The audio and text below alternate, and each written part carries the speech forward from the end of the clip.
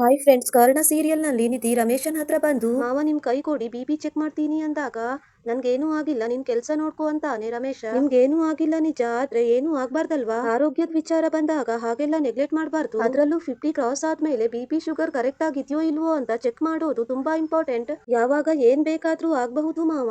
B ಜಾಸ್ತಿ ಆದ್ರೆ kidney fail ಆಗಬಹುದು, ಹಾರ್ಟ್ ಪ್ರಾಬ್ಲಮ್ ಬರಬಹುದು, ಕೆಲವು ಟೈಮ್ ಡೈರೆಕ್ಟ್ ಆಗಿ ಬ್ರೈನ್ಗೂ ಪ್ರಾಬ್ಲಮ್ ಆಗಬಹುದು ಅಂತ ನಿಧಿ. ಏನು ಈ ರೀತಿ ಎಲ್ಲ ಹೇಳಿ ನನ್ನನ್ನ ಹೆದರ್ಸ್ತಾ ಇದೀಯಾ?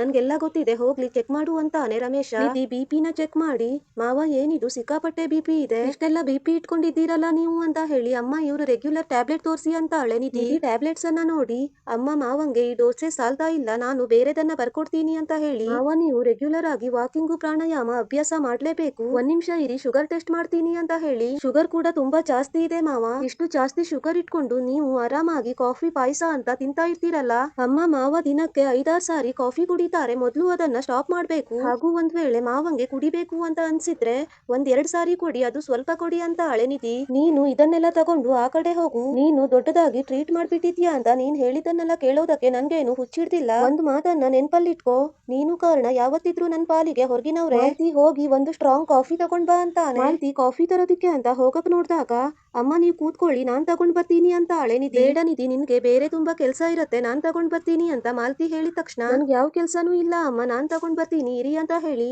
ಮಾವ ನಿಮ್ ಸ್ಟ್ರಾಂಗ್ ಕಾಫಿ ರೆಡಿ ಅಂತ ಹೇಳಿ ಕಾಫಿ ತಂದ್ಕೊಡ್ತಾಳೆ ನಿಧಿ. ಕಾಫಿನ ಕುಡ್ದ್ಬಿಟ್ಟು ರಮೇಶ, ಏನಿದು ಸಕ್ಕರೆನೆ ಹಾಕಿಲ್ವಲ್ಲ ಅಂತಾನೆ. ಇನ್ಮೇಲಿಂದ ನೀವು ಶುಗರ್ಲೆಸ್ ಕಾಫಿನೇ ಕುಡಿಬೇಕು, ಇನ್ 1 ಮಂತ್ ನೀವು ಸ್ಟ್ರಿಕ್ಟ್ ಆಗಿ ಡಯಟ್ ಫಾಲೋ ಮಾಡಿದ್ರೆ ಮಾತ್ರ ಶುಗರು ಸ್ವಲ್ಪನಾದ್ರೂ ಕಂಟ್ರೋಲಿಗೆ ಬರುತ್ತೆ ಅಂತ ನಿಧಿ. ಈ ವಿಡಿಯೋ ನಿಮ್ಗೆ ಇಷ್ಟ ಆದ್ರೆ ಲೈಕ್ ಮಾಡಿ, ಶೇರ್ ಮಾಡಿ, ಕಮೆಂಟ್ ಮಾಡಿ.